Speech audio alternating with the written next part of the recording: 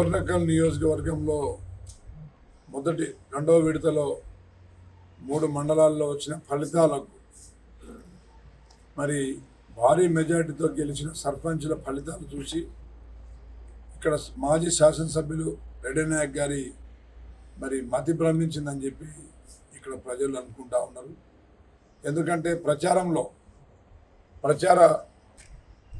మరి 10 సంవత్సరాలు కేవలం తన గతంలో ఇందిరమ్మ ఇండ్ల స్కామ్ నుంచి రక్షించుకోవడం కోసం తను టీఆర్ఎస్లో చేరి 10 సంవత్సరాల్లో ఎలాంటి అభివృద్ధి కార్యక్రమాలు చేసుకోలేక, అదేవిధంగా స్థానిక మంత్రివర్యులను సత్యవతి గారిని కూడా ఎప్పుడూ ఇక్కడ రానివ్వకుండా అడ్డుపడి డోర్నకల్ నియోజకవర్గ అభివృద్ధి నిరోధకుడుగా నిలిచి మరి నోటి దురుసుతనంతోనే గతంలో రేవంత్ రెడ్డి గారి మీద, అదేవిధంగా 30 సంవత్సరాలుగా గెలిపిస్తున్న కార్యకర్తల మీద అవాకులు చివాకులు పేలి ఓటమి పాలై, ఘోరమైన ఓటమి పాలై మరి ఈరోజు మళ్ళీ మొన్న వచ్చిన ఫలితాలకు మతి భ్రమించి మరి పిచ్చి లేచినట్టుగా మరి తన స్థాయిని మరిచి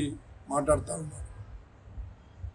ఇప్పటికీ రెడ్డి నాయక్ గారికి నేను సవాల్ చేస్తున్నా, రామచంద్ర నాయక్ మీద సూర్యాపేటలో ఎలాంటి కేసులున్నా, అదేవిధంగా ఎలాంటివి ఉన్నాను దమ్ముంటే నిరూపించుకో, నేను దేనికైనా చర్చకు సిద్ధం, అదేవిధంగా నేను రాజకీయ సన్యాసం తీసుకుంటా అని చెప్పి తెలియజేస్తున్నాను.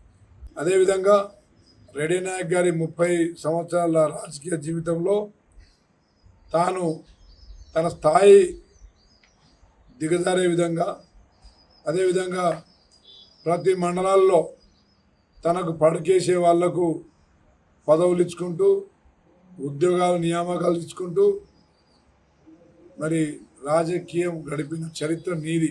నీ చరిత్ర తెలిసిన తర్వాత నీ భార్య నీకు విడాకులు ఇచ్చే పరిస్థితికి వచ్చినప్పుడు మరి ధర్మారం పెద్దలు టీచర్ వెంకయ్య నాయక్ గారు సయోధ్య చేసింది వాస్తవం కాదా?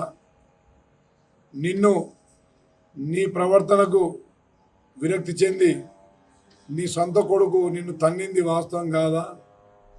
అదేవిధంగా నీ కుటుంబ సభ్యుల చరిత్ర డోర్నకల్ నియోజకవర్గానికి తెలియందా?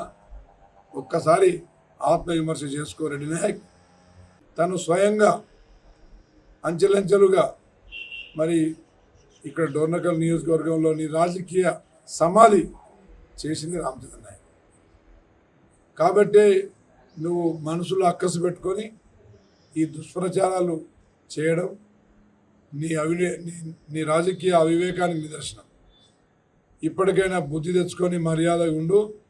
రాజకీయంగా నువ్వు విమర్శలు చేయి, డోర్నకల్లో రాజకీయంగా విమర్శలు చేయి, అంతేగాని నువ్వు పర్సనల్ జీవితాలని ఏదో చిత్రీకరించి ఏదో చేయకపోతే ఇక్కడ ఒప్పుకునేది లేదు. అదేవిధంగా నీ మీద పరువు నష్టం దావా కూడా వేసేదాకా నేను వదిలిపెట్టేది లేదని చెప్పి తెలియజేస్తున్నా. అసలైన తొలి వెలుగు. ఫాలో వాట్సాప్ @తొలి వెలుగు official.